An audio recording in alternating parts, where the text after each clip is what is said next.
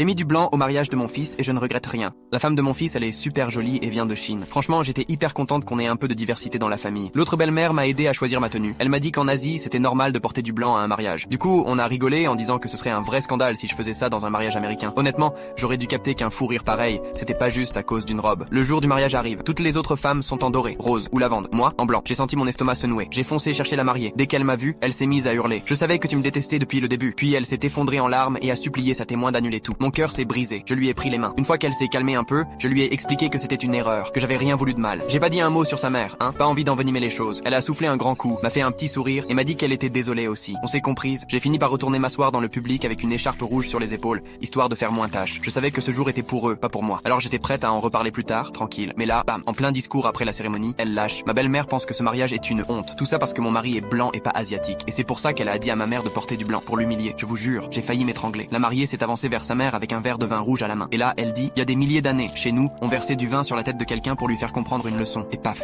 elle lui balance tout le verre sur sa robe beige. Maman, j'espère que t'as compris maintenant que certaines traditions, c'est du passé. Puis elle lui tend le micro. T'as quelque chose à dire? La mère, elle a rien dit. Elle a juste tourné les talons et est partie, comme une gamine à qui on refuse un deuxième dessert. Et moi, à ce moment-là, j'ai su que mon fils avait épousé la bonne personne.